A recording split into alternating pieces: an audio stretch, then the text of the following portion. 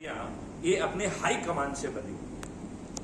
यदि हमारे पास अब उपलब्ध लघु दल और निर्दलीयों में जो बेस्ट ऑप्शन है वो मैं उनके विवेक पे छोड़ रहा हूं। हमारा लगभग सभी निर्दलियों से, सभी लघु दलों से डायलॉग है।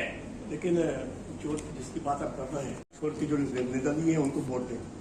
अभी चुनाव आयोग ने जो 40 लाख रुपए खर्च करने की जो सीमा रखी है, कई निर्दलीय लघु जो पार्टियां हैं, क्या इनकी क्षमता है उतनी खर्च करने की? हम ये कह रहे हैं चुनाव का खर्च आपके निर्णय का जो है ना वो क्यों मोहताज होना चाहिए। देखिए ये लोग, आप इनको देखिए, जो रैली निकल रही है उसमें जो झंडे लोग जा रहे हैं, वो झंडे वाले 500 रुपए के लगाए गए हैं। तो यदि आपने 100 लोग लगाए, कितना पैसा आपने बांट दिया? क्या कोई इसे असेस कर रहा है? तो मेरा ये कहना है कि ये धन पशु, धन बली, बाहुबली, ये क्यों जीतना चाहिए? आप जो है खुद क्यों जाके अपने विवेक से निर्णय नहीं लेना चाहते हैं? आपको कोई दूसरा क्यों बताए कि साहब इसे दीजिए? इतना पर्याप्त नहीं है कि 5 लोग हैं जो इनमें से हमें जो सबसे अच्छा लग रहा है उसको हम वोट देंगे, लेकिन किसी भी संगठित दल को नहीं देंगे, क्योंकि ये निर्दलीय जो है और लघु दलीय कि क्राइम फ्री भारत के समर्थित व्यक्ति है, नंबर 1। नंबर 2, उन्हें हाई कमांड बोना नहीं बनाई हुई है। आज आपके वोट से जीत रहे हैं, जैसा भी वोट उनको मिल रहा है, लेकिन वो आपको रिप्रेजेंट नहीं कर रहे हैं। वो अपने दलों के बंधुआ मजदूर हैं। उनकी औकात नहीं है कि अपने पार्टी हाई कमांड से हटके वो एक शब्द बोल दें। तो जिन लोगों का वोट देने की बात कर रहे हैं, 40 लाख अधिकतम सीमा है, मिनिमम तो आप 10 रुपए 20 चैनल आके गन माइक रख के और उसको लाइव जला देते हैं। तो ये हम लोगों की भी जिम्मेदारी है, क्योंकि मैं खुद पत्रकार हूं, मैं अपनी पार्टी का राष्ट्रीय अध्यक्ष हूं। तो मैं पार्टी इसलिए नहीं बनाई है कि बीजेपी या कांग्रेस से समर्थन लेके मैं 4 विधायक पहुंचा दूं, सत्ता को लूटूं। मैं पार्टी इसलिए बनाई है कि स्वच्छ लोगों को, ईमानदार लोगों को, सक्षम लोगों को विधानसभा और लोकसभा में पहुंचाया जाए। इसीलिए मैथिली शरण गुप्ता साहब का मैंने समर्थन किया है। इनके जो 21 लक्ष्य है वो चाहे बीजेपी पूरे कर दे, हम उसका धन्यवाद देंगे, चाहे कांग्रेस पूरे कर दे, लेकिन 75 सालों में इन लोगों ने नहीं किया है। इस वजह से हम लोगों को बीच में आना। और पूछिए, अभी आपने कहा कि हम पत्रकार हैं और पत्रकार जो है इसको कवरेज नहीं करते। इसके पीछे क्या खेल चल रहा है? इसके पीछे खेल ये चल रहा है कि पत्रकार जो है ईमानदार होते हुए भी अपनी ईमानदारी को पूरी तत्परता से नहीं निभा पा रहा है, क्योंकि वो उद्योगपतियों की शरण में चले गए हैं मीडिया हाउसेस, और सरकारों ने मीडिया हाउसेस पे कब्जा कर रखा है। आप मेरी अच्छी बात छापना चाहो, दिखाना भी चाहो कि नरेंद्र मोदी के खिलाफ ये बोला, राहुल के खिलाफ ये बोला, तो वो स्टोरी डस्टबिन में जा सकती है, लेकिन अगर आपका संपादक सक्षम और ईमानदार है तो वो खबर छापेगा। और पूछिए। 1 मिनट, मैं इस बात को थोड़ा सप्लीमेंट करना चाहूंगा और बहुत महत्वपूर्ण। देखिए, आप अपने पत्रकार भाइयों से पूछिए, आपको इतना कम वेतन क्यों दिया? ये तो उसी तरह समय जैसा है जैसे कहा गया बिहार में कि साहब जो है आपको वर्दी दे दी है, आप खुद कमा लीजिए। मेरे ख्याल से पत्रकारों की जो आज दयनीय स्थिति बनी हुई है उसको बदलने की जरूरत है। क्राइम फ्री भारत, पत्रकार एक ऐसा व्यक्ति है जो जन जन तक पहुंच रहा है, समझ रहे ना? वो केवल क्राइम फ्री भारत में रिपोर्टिंग करके एक केस में 5,000 से लेके 1 करोड़ तक उसे पैसा मिल सकता है। आप जो है सबसे महत्वपूर्ण व्यक्ति बन सकते हैं। जब आपके पास करोड़ों रुपए होंगे तब आप पेट पालने के लिए पत्रकारिता नहीं करेंगे। आज आप बच्चों के लिए पत्रकारिता कर रहे हैं। आज जो है आप, जो व्यक्ति आपकी कॉन्फ्रेंस लेता है उससे जब तक गिफ्ट नहीं मिलती है तब तक बहुत सारी चीजें नहीं चलती है।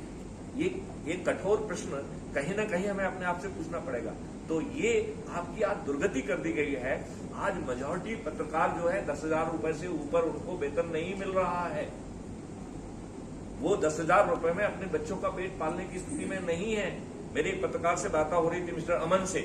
उन्होंने कहा सर, चुनाव के समय कुछ पैसा मिल जाता है, उससे कुछ 1 आध महीने हमारा काम चल जाता है।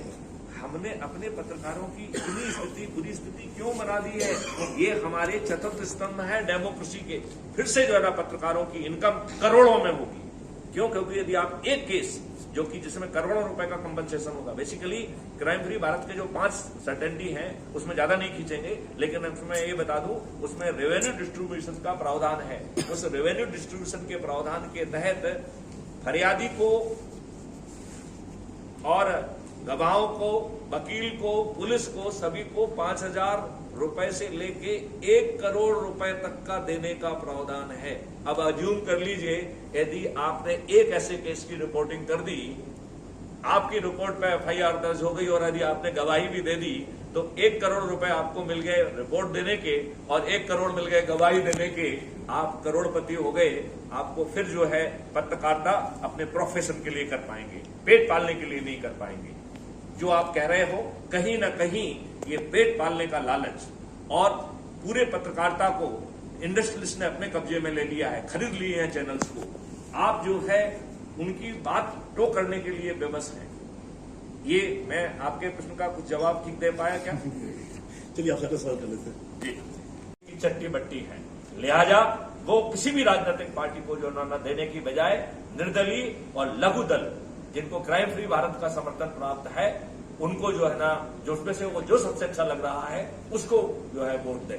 लेकिन जो बड़े दल हैं, चाहे वो भाजपा हो, चाहे वो कांग्रेस हो, चाहे वो आप हो, चाहे वो समाजवादी पार्टी हो, चाहे वो बसपा हो, इन सभी को एक भी वोट नहीं मिलना चाहिए। यह हमारा जनता से आग्रह है, यह प्रेस कॉन्फ्रेंस का जो है उद्देश्य है। सर ये कलयुग में कलयुगी फोर्स जो है ना काम कर रहे हैं। कलयुगी फोर्स है क्या? क्या है कलयुगी फोर्स? आपको न्याय ना मिलना, आपको जो है बुरी लत में फंसा देना, आपको दारू का जो है ना वो बना देना, आपको फ्रीबी की लत लगा देना। इस मानव शरीर का स्वाभाविक गुण है कर्म करना। इन दुष्ट राजनेताओं ने आपके शरीर का जो मूल गुण है उससे आपको भटका दिया। आज आदमी दारू में, फ्रीबी में फंसा हुआ है। फ्रीबी क्यों दी जा रही है? सामर्थ्य क्यों नहीं दी जा रही है? समृद्धि क्यों नहीं दी जा रही है? क्राइम फ्री भारत ने तो मॉडल डेवलप किया हुआ है, जो कह रहे हैं कि गुलामों के नियम कानून में आमूल चूल परिवर्तन हो जाएगा। शासकीय सेवाएं पारदर्शी होंगी, अकाउंटेबल होंगी, संवेदनशील होंगी। यदि ऊंचे पदों पर बैठे हुए लोग सही निर्णय और सही समय पर नहीं लेंगे तो उन्हें लाखों में जो हर्जाना देना होगा, जो उनकी औकात के बाहर होगा। ऐसा कोई शासकीय सेवक नहीं होगा जो न्याय हित में ठीक निर्णय ना ले। शासकीय सेवाओं से भी गुलामी दूर हो जाएगी। क्राइम फ्री भारत का ने एक मॉडल डेवलप किया है जिसको एग्रो मॉडल कहते हैं। उसके तहत यही प्रोडक्शन रहते हुए रासायनिक विष गायब हो जाएगा और किसानों की आमदनी 5 गुना हो जाएगी। हमारे माननीय प्रधानमंत्री जी ने तो कहा था कि हम 2 गुना करेंगे, वो तो 2 गुना नहीं कर पाएंगे। मैं गारंटी के साथ इसे 5 गुना करने का मॉडल डेवलप है, इसमें कुछ नहीं करना है। और अकेला 5 गुना नहीं होगा, 10 साल में ये 10 गुना भी होगा। क्यों? क्योंकि उनके यहां पर जो है प्रोडक्शन के बहुत सारे सिस्टम, जिसका उन्हें कोई खर्चा नहीं देना होगा, उन्हें हमें कोई ज्ञान नहीं बांटना होगा। उनके खेतों में जो है 10 फीट गहरी खाई खुद जाएगी। जो पानी आज आपका 500, 1000, 2000 फीट नीचे चला गया है, वो फिर से 8 फीट पे आ जाएगा। पेड़ों की संख्या 3 गुनी हो जाएगी, गायों की संख्या 10 गुनी हो जाएगी। सभी जगहों पर जो है ना शहद भी पैदा की जाएगी। वो शहद औसत। अब टिकट जो है क्राइम फ्री भारत मिशन किसी को नहीं देगा। क्राइम फ्री भारत का जो टिकट उम्मीदवार बनने का हक आपके हाथ में है। जो अधिक से अधिक व्यक्तियों को जोड़ेगा चंद्रगुप्त बनकर, उसे जो है उसका टिकट कोई नहीं काट सकेगा। वो टिकट उसको अपने आप पहुंचेगा घर पर। ठीक सर। तो आपके हाथ में है कि आपको टिकट मिलेगा। नंबर 1, आपके हाथ में है कि आप बिना खर्च किए ना इन नेताओं को, बड़ी बड़ी पार्टियों के नेता को, जिनको ये कह रहे हैं कि हम ये करेंगे वो करेंगे, मैं ये कह रहा हूं आप जाग जाइए। मैं 5 पैसे खर्च नहीं करूंगा, 5 पैसे खर्च नहीं करूंगा। उल्टा आपके बीच में जाऊंगा, आपके साथ बैठूंगा। आप कितने भी गरीब हो, झुग्गी झोपड़ी में रह रहे हैं, मैं आपकी चाय पीऊंगा। मैं अपना 5 पैसे खर्च नहीं करूंगा, आपकी 5 पैसे चाय पीऊंगा। और ये सभी पार्टियों के सभी राजनेता जो कि किराए के तत्वों को इकट्ठा करके जो है ना अपना जो ना समर्थन दिखाते हैं, ये चुनाव के पहले अपनी हार स्वीकार करने के लिए विवश होंगे। चुनाव के पहले केवल आपके जागने की जरूरत है। और आपको जागने में कितनी देर लगती है? थोड़ा जोर से हिला देंगे, जाग जाओगे। आप सोए हुए हैं, आप मुर्दा नहीं हैं। एक मंच पे सही पार्टी की मीटिंग हुई थी, लेकिन किस पार्टी में गलत नहीं बोला ना। सही कह रहे हैं आप। वो पार्टी मान लिया आपके कहने से बिखराव हो गया, लेकिन किसी पार्टी में बिखराव नहीं हुआ है। वो अपने अपने निर्दलीय के तौर पर या किसी सपोर्ट में पार्टी के प्रत्याशी को सपोर्ट करके चुनाव लड़ रहे हैं, अपनी सिंबल पे चुनाव लड़ रहे हैं। लेकिन 21 की 21 पार्टियां ये क्राइम फ्री भारत के 21 लक्ष्य है, इसका 21 पार्टियां पूरी तरह से समर्थन व्यक्त करती है। बिल्कुल सही। इस बात को आप गौर कर लें, संज्ञान में आए 21 पार्टियां आदरणीय नेत्री शरण गुप्ता जी द्वारा जो 21 बिंदु दिए हैं भारत को सुधार के लिए, न्याय व्यवस्था के लिए, जनहित के लिए, 21 की 21 पार्टियां इन 21 घोषणाओं पर, इस 21 मुद्दों पर पूर्णतः समर्थित है और आगे भी लोकसभा में भी पूर्णतः समर्थन देगी। इसके लिए आपके 21 पार्टियों के साथ एक बड़ी प्रेस कॉन्फ्रेंस आयोजित की जाएगी। चलिए मैं सवाल करता हूँ, उसका जवाब नहीं आप 10 जगह हम तुम्हारा मेरा कैंडिडेट, मुझे प्रैक्टिकल सब पता है। कुछ पैसा मिल जाता लेकिन मेरी नाक कट जाती, मैंने कहीं नहीं उतारा। और मैं यहाँ घोषणा कर रहा हूँ, जन अधिकार पार्टी है बाबू सिंह कुशवाहा की, जो केंद्रीय वो कैबिनेट मंत्री उत्तर प्रदेश, वो 38 सीटों पर यहाँ चुनाव लड़ रहे हैं। 38 पे 38 मैं उनको समर्थन दे रहा हूँ और क्राइम फ्री भारत के समर्थित जितने लोग हैं उनको दे रहा हूँ कि उनको वोट दिया जाए, ना भाजपा को दिया जाए, ना आपको दिया जाए, ना कांग्रेस को दिया जाए, ना सपा को दिया जाए, ना बसपा को। क्यों? क्योंकि वो अपनी जाति के लिए ईमानदारी से काम कर रहा है, ये मैंने महसूस किया।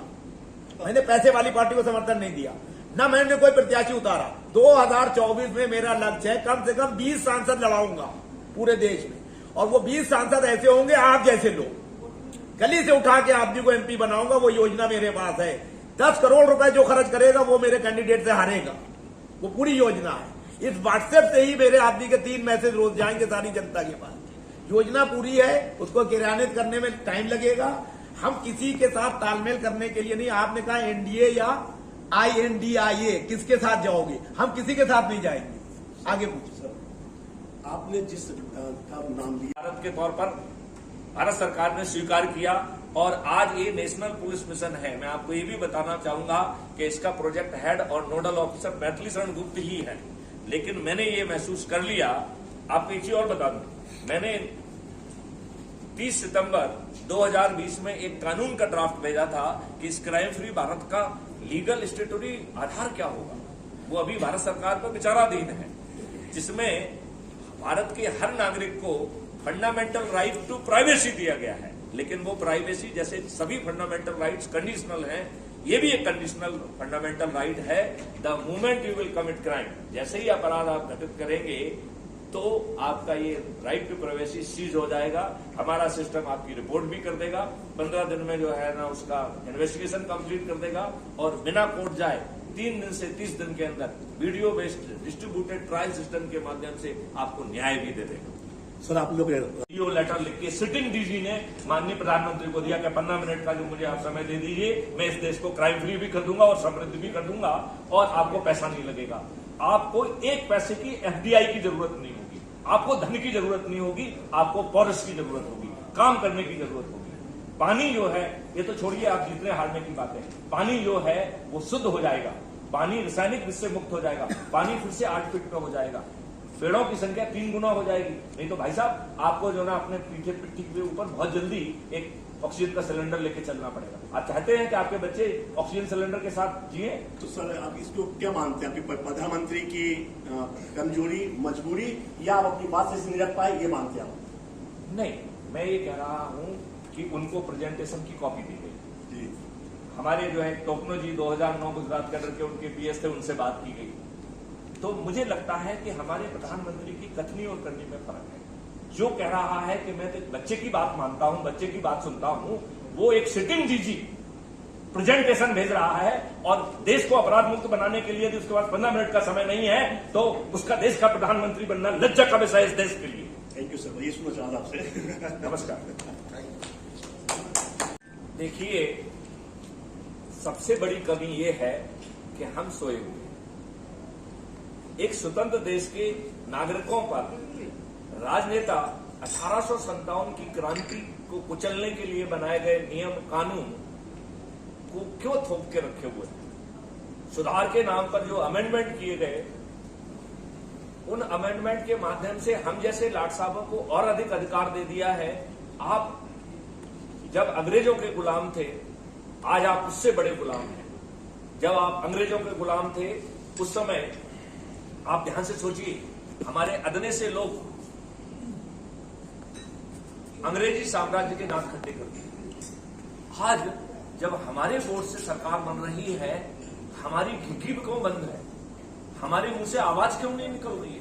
एक व्यक्ति जीतना चाहिए, ना जो है ना सपा का, ना बसपा का और ना ही आप पार्टी का। यदि आपने ऐसा कर दिया तो मैं आपको आश्वस्त करता हूं कि इसी 2023 में मध्य प्रदेश की तस्वीर बदलना लगेगी और 2024 में इस देश की तस्वीर बदल जाएगी। मॉडल्स की प्रॉब्लम नहीं है, खर्चे की जरूरत नहीं है, धन की जरूरत नहीं है, आपके जागने की जरूरत है। ये दुष्ट लोग अपने जो है ना रैलियों में हजारों लोगों को एम्प्लॉय करते हैं झंडियां पकड़ने के लिए और उन्हें 500-500 रुपए देते हैं। आप उनके चेहरे को ध्यान से देखिए। यह लोग जो है ये करोड़ों रुपए किसकी जेब का खर्च कर रहे हैं? ये भ्रष्टाचार से कमाया हुआ पैसा है। आप जाग जाइए। जागने में 5 मिनट का समय लगता है। आप खुद जागिए, अपने रिश्तेदारों को जगाइए, अपने मित्रों को जगाइए, अपने पड़ोसियों को जगाइए। चूंकि यह प्रायोरिटी है, लिहाजा जो है एक दिन में ही 90 लोगों को जोड़िए। जो लोग निडर और निर्भीक हैं वो जो है 2 संगोष्ठियां लें। अभी संगोष्ठी के लिए समय है, एक दिन ही पर्याप्त होता है। और अब तो संगोष्ठी के लिए आपको किसी के घर जाने की जरूरत नहीं है। वीडियो कॉन्फ्रेंसिंग से जो है ना संगोष्ठी लीजिए, वो आपका 16 तारीख को भी कर पाएंगे, उसे 17 तारीख को भी आप कर पाएंगे। और आप अपने लोगों से बातचीत कर रहे हैं, उनको जगाने में क्या दिक्कत? पूछा कि 40 लाख रुपए मिनिमम मैक्सिमम पैसा खर्च कर सकता है एमएलए चुनाव लड़ने का। ठीक है, मेरा कहना यह है कि भारतीय जनता पार्टी, कांग्रेस, समाजवादी पार्टी, बसपा और आप, ये जो तथाकथित बड़ी पार्टी है, ये जिस व्यक्ति को भी चुनाव में उतारती हैं उससे तो टिकट के नाम पे पैसे लेती हैं और फिर वो पैसे वसूली का काम होता है। ये आपको पता है पत्रकार होने के नाते। हमारा सिर्फ ये कहना है कि जो निर्दलीय योग्य व्यक्ति है, सक्षम व्यक्ति है, आजकल कम पैसे से भी जनता तक पहुंचा जा सकता है। व्हाट्सएप के माध्यम से रीच पहुंचाई जा सकती है। पद यात्रा करके भी जो है अगर 1 महीने पहले प्रचार करेगा 4 लोगों को लेके तो वो अपनी विधानसभा को कवर कर सकता है। अब बात पड़ती है मतदाता के ऊपर जिम्मेदारी कि वो बड़े बड़े बैनर, पोस्टर, धर्म, जात, पैसा, पौड़ी लेकर वोट देता है कि योग्य व्यक्ति को देता है। लोग ये कहते हैं जैसा राजा होगा वैसी प्रजा होगी। हम कहते हैं जैसी प्रजा होगी वैसा राजा होगा।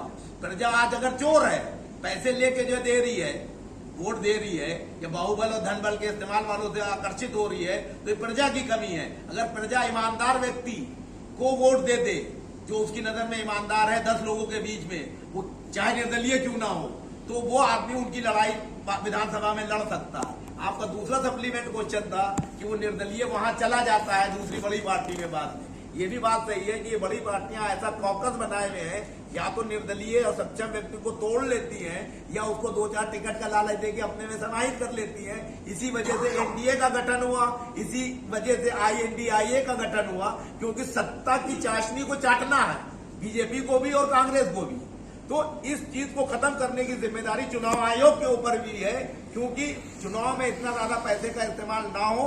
नई टेक्नोलॉजी हो गई है, हर मतदाता तक पहुंचने के लिए समान रूप से, समान तरीके से प्रत्याशी को पहुंचाने के लिए व्यवस्था करना चाहिए इलेक्शन कमीशन को। और वोट का पैटर्न जो है मोबाइल से कर देना चाहिए, ताकि इतना पैसा जो खर्च होता है, सरकारी मशीनरी का दुरुपयोग होता है, वो रुके और मतदाता घर बैठे बैठे जो है वोट दे दे। OTP पर लाखों रुपए जो ट्रांसफर हो सकते हैं, तो क्या वोट नहीं हो सकता है? तो मेरा कहना यह है कि हम लोग